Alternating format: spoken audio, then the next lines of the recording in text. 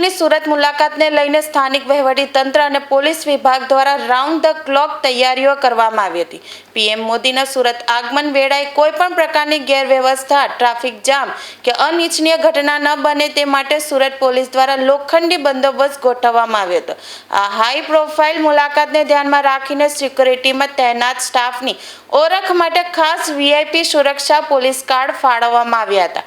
જોકે આ અત્યંત સંવેદનશીલ બંદોબસ્ત વચ્ચે સુરત પોલીસના એક ટીઆરબી જવાને ફરજની ઘરીમાં નેવે મૂકીને વડાપ્રધાનની સુરક્ષા માટે ઇસ્યુ કરાયેલા સત્તાવાર પોલીસ કાર્ડ સાથે સોશિયલ મીડિયા પર રીલ બનાવી હતી, જે વિડીયો વાયરલ થતાં જ ભારે વિવાદ થયો હતો।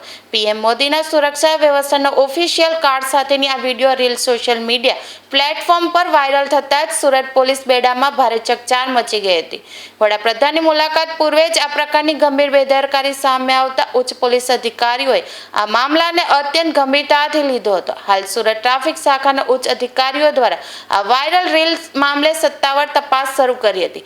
અધિકારીઓએ દિશામાં પણ તપાસ કરી રહ્યા છે કે સહી સિક્કાવાળું આ કોરું કાર્ડ જવાન સુધી કેવી રીતે પહોંચ્યું। હાલ આ મામલે કસૂરવાર ટીઆરબી જવાન પ્રભાતસિંહને સસ્પેન્ડ કરવામાં આવ્યા છે।